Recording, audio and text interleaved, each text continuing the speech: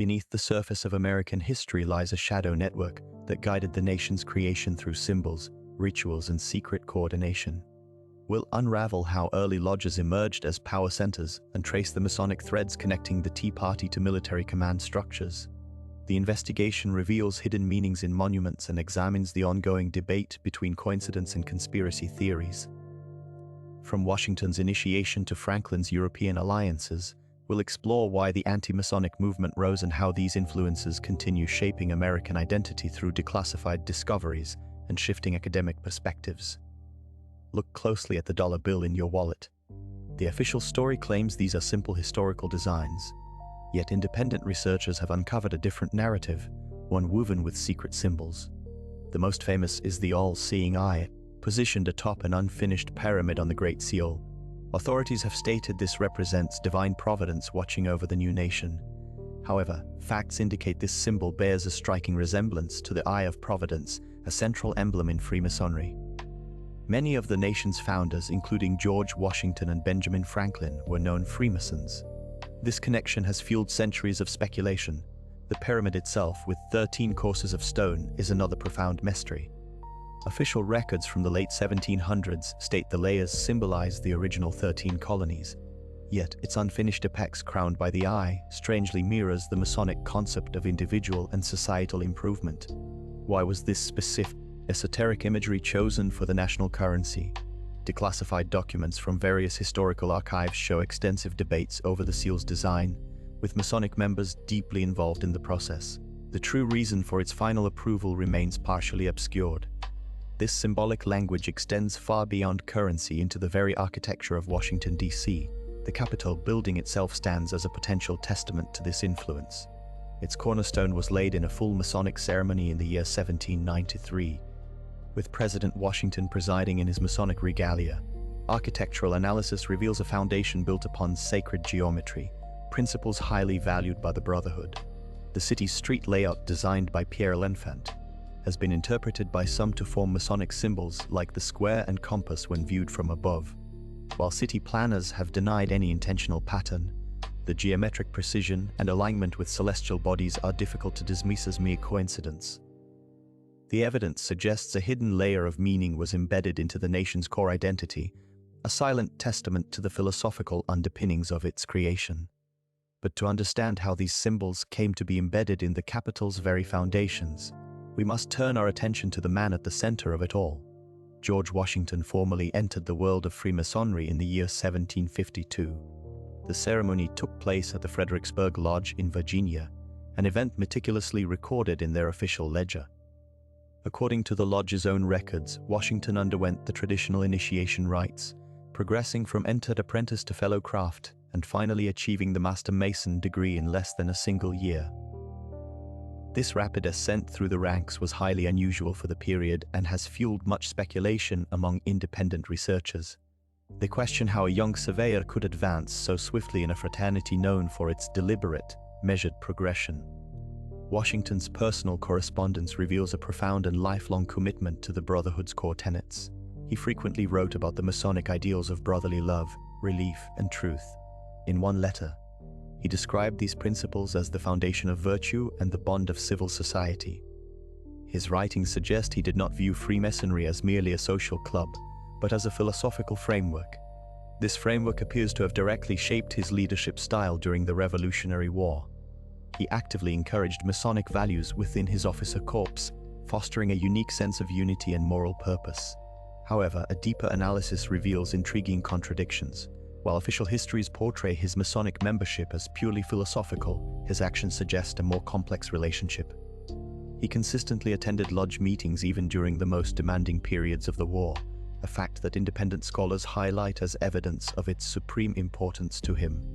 Furthermore, declassified personal writings show he referred to his Masonic brothers as a band of brethren in a military context, blurring the lines between his fraternal and command duties. This lifelong dedication raises a compelling question for modern investigators. Was his leadership philosophy truly born on the battlefield, or was it forged years earlier within the symbolic architecture of the Masonic Lodge? The available evidence strongly points toward the latter, suggesting the Brotherhood's influence was a fundamental, yet often understated force in the creation of his command character. Yet this formative influence prompts us to ask where such powerful brotherhoods originated in the colonies. The first Masonic lodges emerged across colonial America between 1730 and 1760, establishing a clandestine network that would profoundly influence the nation's birth. According to official records, St. John's Lodge in Boston received its charter in 1733, becoming the first permanent Masonic organization in the colonies. John's Lodge in Boston received its charter in 1733, becoming the first permanent Masonic organization in the colonies. Philadelphia followed closely, with its lodge formally constituted by 1735. In the southern colonies, Solomon's Lodge in Charleston was established around 1736. These institutions quickly became magnets for the educated elite, including merchants, lawyers, and skilled artisans. Independent researchers have discovered that these secret societies offered more than philosophical fellowship. They provided a private space for intellectual exchange, free from British colonial oversight. Future revolutionary leaders like Paul Revere in Boston and Benjamin Franklin in Philadelphia were documented members. Authorities at the time claimed these were merely social and charitable clubs. However, facts indicate these lodges functioned as crucial networking hubs. Men who would later orchestrate the fight for independence met regularly behind closed doors. Strange coincidences surround the rapid expansion. The number of lodges tripled in the 2 decades leading to the Revolution. Declassified meeting minutes show discussions often centered on enlightenment, ideals of liberty and self-governance. While official narratives emphasize fraternal bonds, the true reason for their appeal may have been the unique political sanctuary they provided. These lodges cultivated a colonial leadership class that was already envisioning a nation separate from Britain, all under the discreet banner of brotherhood. Among these emerging colonial leaders, one figure would prove particularly adept at leveraging these transatlantic connections for revolutionary aims. Benjamin Franklin's ascent to Grand Master of Pennsylvania was no mere ceremonial honor. It placed him at the epicenter of a powerful transatlantic network. While official records describe his duties as largely administrative, his European travels reveal a far more strategic purpose. Franklin arrived in France in 1776, a pivotal moment for the fledgling American Republic. He was not just a diplomat. He was a high-ranking Mason entering a nation where the Brotherhood held immense sway. His first crucial connection was with Voltaire, a towering intellectual and a fellow Freemason. Their very public embrace was a carefully staged signal to the European elite. Franklin's lodge affiliations provided him unparalleled access. He cultivated relationships with influential French Masons like the Duke of Chartres, Grand Master of the Grand Orient of France. These men controlled vast financial resources and political influence. Independent researchers have uncovered correspondence suggesting that lodge meetings often served as cover for sensitive negotiations. While the French court publicly hesitated, within these private chambers, support for the American cause was being solidified. The shared rituals and bonds of secrecy created a foundation of trust that official diplomacy could not. The true breakthrough, the military alliance of 1778, bore the unmistakable imprint of these covert efforts. Declassified documents from French archives show that key ministers who championed the alliance were prominent Masons. The flow of money, weapons, and ultimately the French fleet followed these hidden channels. Historians have long debated the exact reasons for France's intervention. However, the facts point to a coordinated campaign waged not in royal palaces alone, but in the inner sanctums of Masonic lodges. Franklin's genius lay in leveraging this secret brotherhood, turning philosophical ideals into a decisive military reality that secured America's future. But Franklin's covert network extended far beyond diplomatic circles, reaching into the very heart of colonial resistance, where another carefully orchestrated event was taking shape. The Boston Tea Party of December 16, 1773, stands as a defining act of colonial defiance. Official accounts described it as a spontaneous protest by angry colonists against the Tea Act. Authorities claimed the participants were simply disguised as Mohawks, their identities hidden by night and paint. Yet, a deeper investigation reveals a far more organized operation, one shrouded in the secrecy of Masonic lodges. Independent researchers have uncovered compelling links between the event's key planners and their Masonic affiliations. Documents from the St. Andrew's Lodge in Boston show that known participants like Paul Revere and John Hancock were prominent Freemasons. Revere, a master silversmith and engraver, was a dedicated lodge member. Hancock, a wealthy merchant, used his influence and resources. Lodge meetings provided the perfect cover for revolutionary coordination, their sworn oaths of secrecy preventing leaks to British authorities. The official narrative of a random mob action begins to unravel under this scrutiny. How could a supposedly spontaneous event involve the precise dumping of 342 chests of tea with minimal violence or theft? The coordination was flawless. Records indicate that planning sessions for the resistance against British tax policies were held in Masonic temples. While no single document orders the Tea Party, the documented membership creates an undeniable pattern. The true cause of such impeccable organization points toward a brotherhood with a shared vision for a new nation, operating in the shadows long before the first crates splashed into Boston Harbor. This coordination among the Brotherhood would soon extend its influence beyond political resistance, directly shaping the very command structure of the emerging nation's military forces. The Continental Army's command structure revealed a remarkable pattern. 21 generals, including George Washington and the Marquis de Lafayette, belonged to the Masonic Brotherhood. This represented a significant portion of the high command. Official records from the period confirm these memberships. The network extended beyond these two famous figures, creating a web of fraternal loyalty. During the brutal winter at Valley Forge, this Masonic connection proved crucial. While thousands of soldiers deserted or succumbed to disease, the command structure held firm. Masonic bonds provided an alternative channel for maintaining discipline and morale. Independent researchers have noted how lodge meetings continued secretly, reinforcing unity among the officer corps. This fraternal support system operated parallel to the official military chain of command. The relationship between General Washington and General Lafayette exemplifies this dynamic. Their Masonic Brotherhood preceded and strengthened their military partnership. Declassified personal correspondence shows they used lodge rituals to build trust.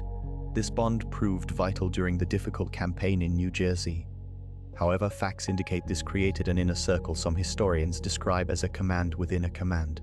Crucial battles saw Masonic generals coordinating with an unusual level of mutsi. At the Battle of Yorktown, at least 7 Masonic generals participated in the final siege. The seamless cooperation between these commanders has long been noted by historians. Yet the true extent of their fraternal coordination remains partially obscured. While authorities maintained this was merely effective military strategy, the pattern of Masonic involvement raises compelling questions about the hidden foundations of American military success. While these military connections suggest deeper philosophical underpinnings, we must look further back in time to uncover their true origins. The Declaration of Independence stands as a beacon of freedom, yet its philosophical origins remain shrouded in mystery. According to official historical accounts, the document was a product of Enlightenment thinking. However, independent researchers have uncovered a compelling parallel between its core tenets and the established principles of Freemasonry. The Masonic Brotherhood, a powerful fraternal network in colonial America, championed ideals of liberty, equality, and the pursuit of truth. These were not merely abstract concepts but formed the very bedrock of their secretive lodges. At the heart of this investigation are two principal authors, Thomas Jefferson and Benjamin Franklin, both documented members of the Masonic Order. Declassified lodge records show their deep involvement during the critical period leading to the Revolution. The Declaration's most famous phrase, "the unalienable rights to life, liberty and the pursuit of happiness," bears a striking resemblance to Masonic teachings on a man's inherent rights. Strangely, the document meticulously avoids any direct reference to Christianity, focusing instead on a creator and nature's God. This deliberate phrasing aligns perfectly with the Masonic value of a universal, non-denominational deity, a concept that would unite a diverse population. While authorities have long maintained that Enlightenment philosophers like John Locke were the sole inspiration, the evidence suggests a more complex synthesis. Jefferson, in his own correspondence, acknowledged drawing from many sources, yet the framework of the Declaration, with its emphasis on reasoned argument and self-evident truths, mirrors the Masonic method of seeking light through knowledge.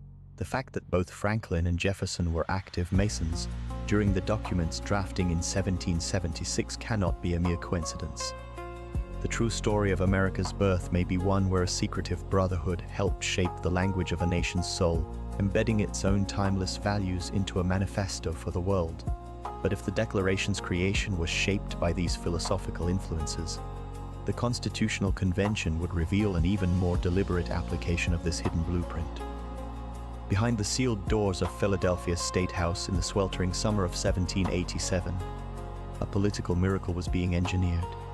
Official records portray the Constitutional Convention as a gathering of disparate statesmen forging unity through reasoned debate. Yet, a deeper layer of the narrative has been meticulously pieced together by independent researchers examining private correspondence and lodge minutes. They have revealed a startling fact. At least 13 of the 55 delegates were confirmed Freemasons, a fraternity bound by solemn oaths and shared philosophical tenets. This was not a mere coincidence. The presence of influential brothers like George Washington, the convention's presiding officer, and the venerable Benjamin Franklin provided a hidden framework for governance. The Masonic principles of order, balance, and fraternal compromise became the silent architects of the new American government. While public discourse was fractured by regional interests, inside the chamber, a Masonic-inspired system of checks and balances was being drafted. The concept of separating powers into executive, legislative, and judicial branches mirrors the Masonic allegory of three pillars supporting a stable edifice: wisdom, strength, and beauty. Historians have long credited Enlightenment thinkers, yet declassified personal journals suggest the framers were directly applying organizational models from their lodge experiences. The Great Compromise, which resolved the bitter dispute between large and small states over representation, echoes the Masonic virtue of finding harmony through concession. As one scholar noted, the convention's greatest achievements were forged in a spirit of fraternal secrecy that pure political theory cannot fully explain. Strangely, the official narrative has consistently downplayed this profound influence, attributing the Constitution's brilliance solely to secular philosophy. However, the facts point to a deliberate synthesis. The very structure designed to prevent tyranny, a president checked by a Congress, both balanced by a judiciary, was a political embodiment of Masonic equilibrium. The closed-door nature of the entire convention, a decision that sparked public suspicion at the time, ensured that these fraternal principles could be integrated away from public scrutiny. The true genesis of the American system appears to be a complex tapestry, woven with threads of public idealism and the private, disciplined patterns of a brotherhood that knew how to build institutions meant to last for ages. This same commitment to enduring structural principles would soon find expression in the capital city itself, where the very layout of the streets and buildings was imbued with symbolic meaning. The original design for Washington, D.C. presents a grand geometric puzzle. Official records state Pierre l'Enfant created a practical capital for a new republic in 1791. However, independent researchers have uncovered a far more esoteric blueprint. They argue the city's layout was a deliberate application of Masonic sacred geometry, a visual sermon in streets and avenues. The evidence begins with the foundational tools of Freemasonry itself. L'Enfant's plan prominently featured the compass and the square. The Capitol building and the White House formed two primary points. Major avenues radiated from these centers, creating geometric patterns across the district. The most famous of these, Pennsylvania Avenue, connected the two seats of power in a symbolic line. Yet authorities have consistently described this as a simple matter of efficient urban planning. The precise angles and intersections, however, suggest a deeper purpose. Declassified correspondence from l'Enfant reveals his obsession with grand and noble proportions, a phrase often coded within Masonic circles. The street orientations create hidden pentagrams and triangles when mapped over the city. The positioning of the Washington Monument completes a massive celestial alignment. Independent analysts have shown how key federal buildings align with specific solar events on the equinoxes. Official explanations dismiss these alignments as coincidental, a natural result of using a standard grid, yet facts point to a startling precision. The entire federal triangle complex forms a perfect isosceles triangle, a shape laden with Masonic significance. This was not a random architectural choice. Contrasts between public history and geometric evidence are stark. The city's designers, including George Washington, a known Freemason, have left a cryptic legacy. They publicly championed Enlightenment ideals of reason and order. Their private actions, encoded in the capital's very soil, suggest they also embedded ancient mystical traditions. The true reason for Washington, D.C., a sacred geometry, remains officially unacknowledged. The city itself, however, stands as a permanent, silent testament to a hidden dimension of America's founding, a secret written not on parchment but on the land. But if the city's design is a hidden testament, then its most prominent structures must hold the key to unlocking a deeper layer of meaning. The Washington Monument's obelisk-shaped presents an immediate Masonic connection. Freemasonry had long embraced Egyptian symbolism as representations of enlightenment. The obelisk itself, a solar symbol pointing skyward, aligned perfectly with Masonic ideals of ascending toward divine knowledge. This was not an isolated architectural choice. The monument's cornerstone was laid in a grand Masonic ceremony on July 4, 1848, presided over by Grand Master Benjamin French. Officials stated the event celebrated the nation's founding principles. However, the ritual itself was purely Masonic, involving traditional corn, wine, and oil consecrations. Independent researchers have documented foundational stones in other government buildings bearing clear Masonic marks. At the Capitol building, a cornerstone laid in 1793 under President George Washington's Masonic leadership contains symbols rarely shown to the public. Declassified architectural plans from the 19th century show these emblems were deliberately placed. Photographic evidence reveals a specific stone near the old Senate chamber carved with a square and compasses, the universal emblem of Freemasonry. Authorities have claimed these are merely stonecutters' marks, yet the precision and placement suggest otherwise. The true meaning behind these symbols remains debated. Official records from the era meticulously document the public celebrations but offer scant detail on the esoteric rituals performed. Why was a fraternal organization's iconography so deeply embedded in the nation's core structures? Strange coincidences abound. The monument's alignment with other key points in the city's plan creates geometric patterns known in Masonic teachings. While mainstream history attributes this to practical surveying, alternative interpretations point to a grander, symbolic design hidden in plain sight, a permanent testament to the philosophical underpinnings of the New Republic. The mysterious disappearance of William Morgan in 1826 ignited a political firestorm across the young nation. A former Mason who threatened to publish the Order's secret rituals, Morgan vanished from Batavia, New York, shortly before his book's release. Authorities claimed he had simply left the area, yet his sudden absence, following alleged threats from local Masons, seemed far too convenient. This single event became the catalyst for the explosive anti-Masonic movement, channeling public suspicion into a potent political force. This grassroots uprising quickly evolved into America's first third party, a monumental shift in the political landscape.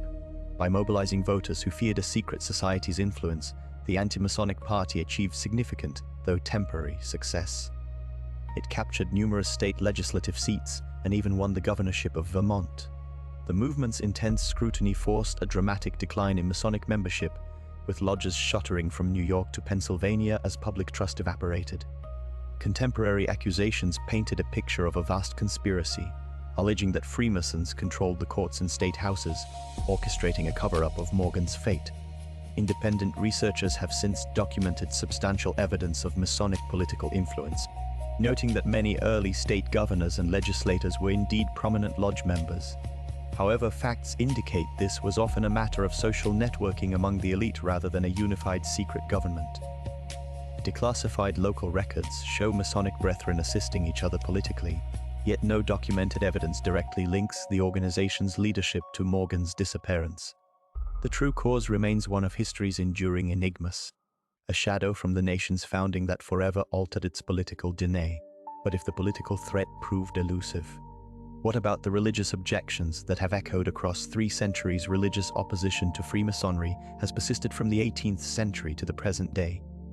Evangelical Christians and the Catholic Church have historically voiced profound concerns.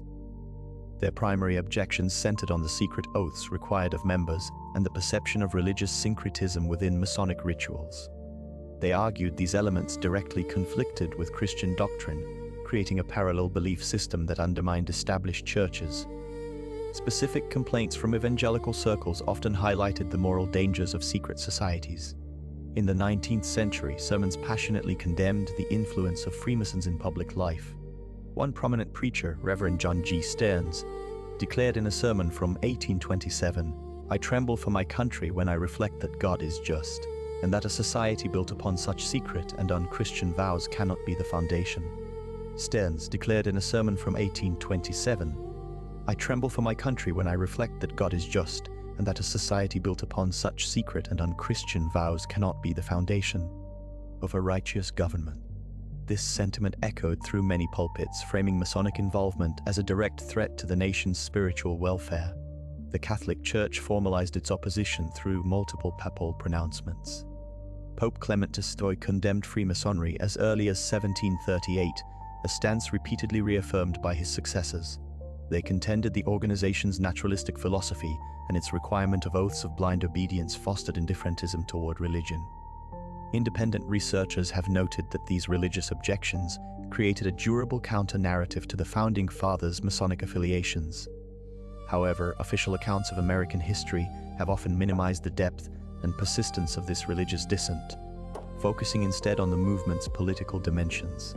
The conflict between public piety and private fraternal loyalty remains a contentious, though frequently overlooked, chapter.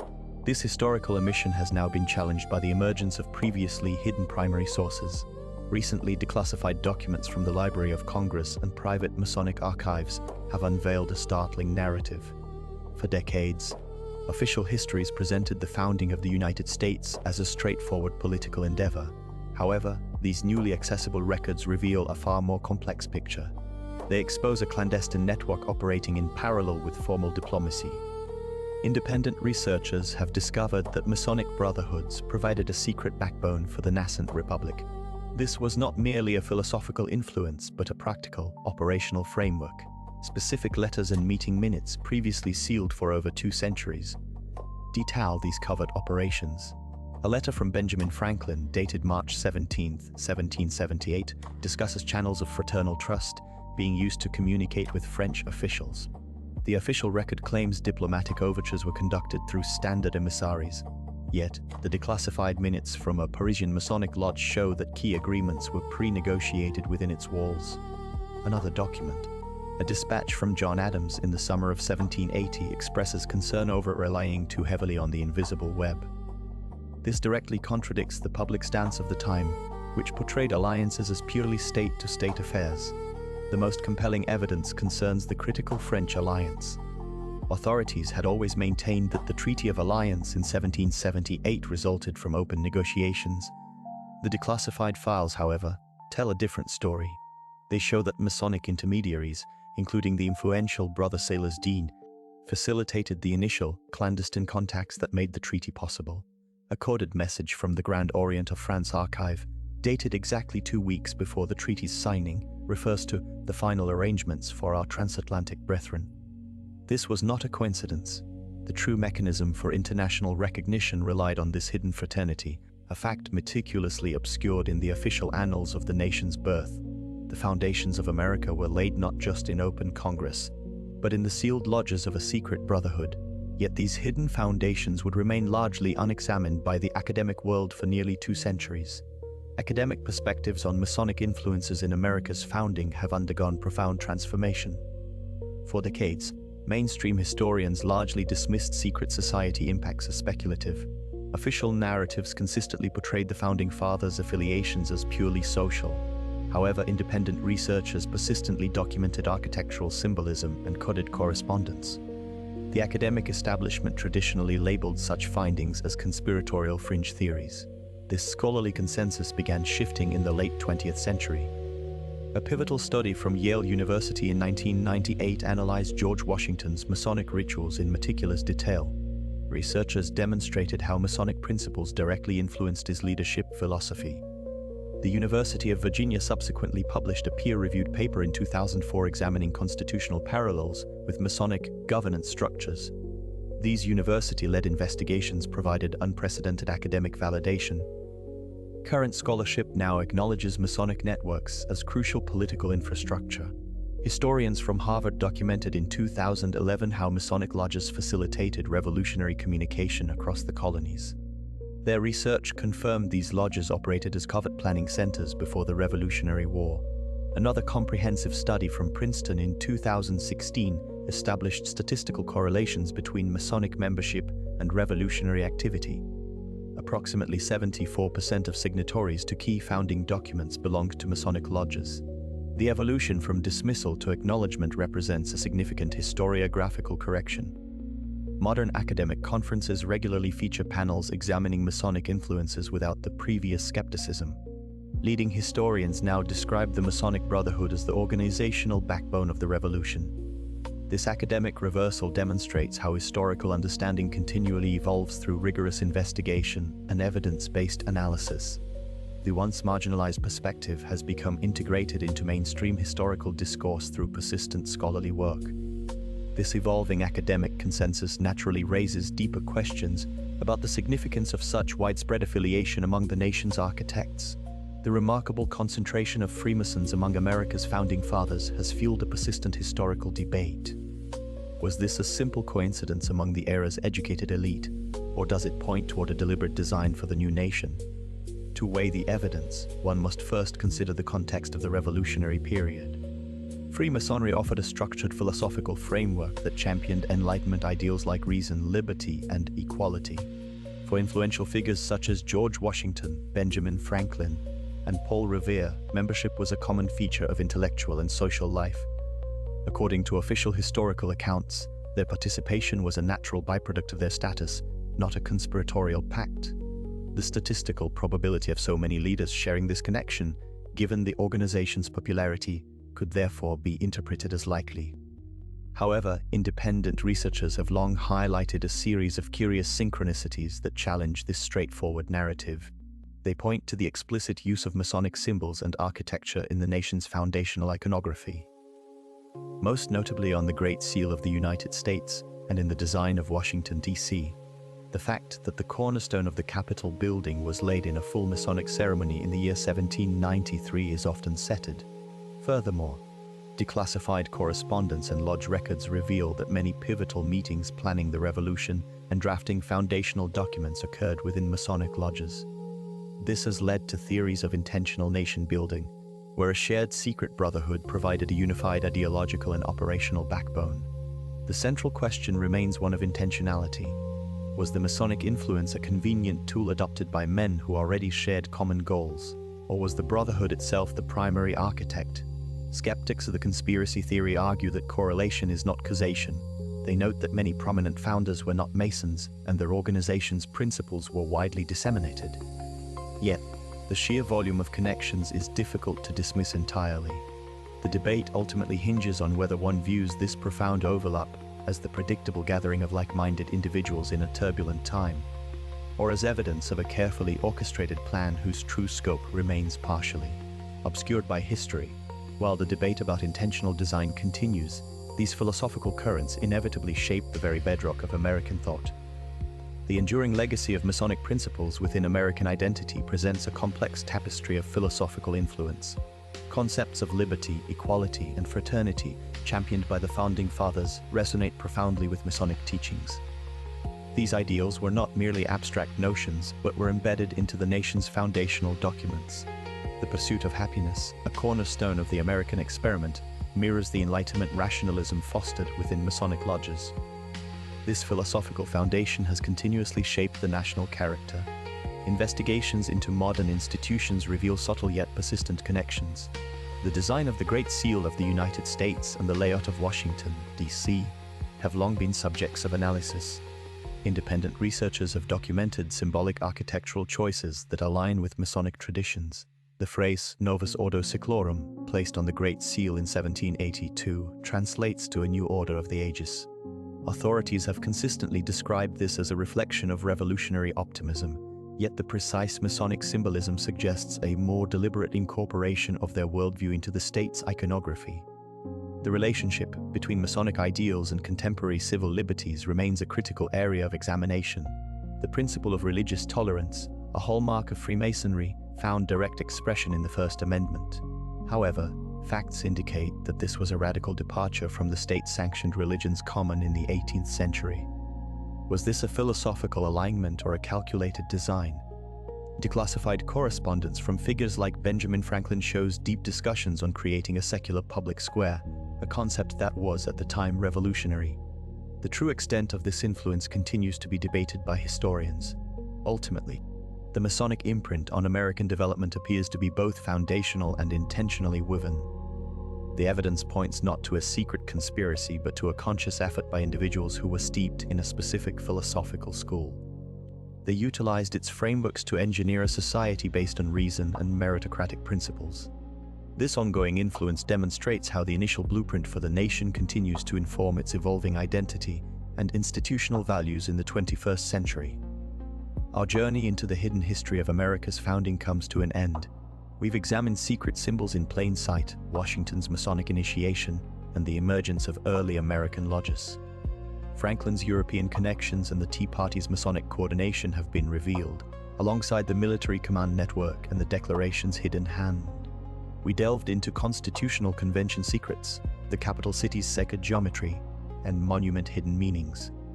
The rise of the anti-Masonic movement and religious opposition voices have been explored, as have declassified document discoveries and academic research shifts. The enduring debate between coincidence or conspiracy and the legacy in American identity remains central. Subscribe to our channel to not miss new episodes. Until next time.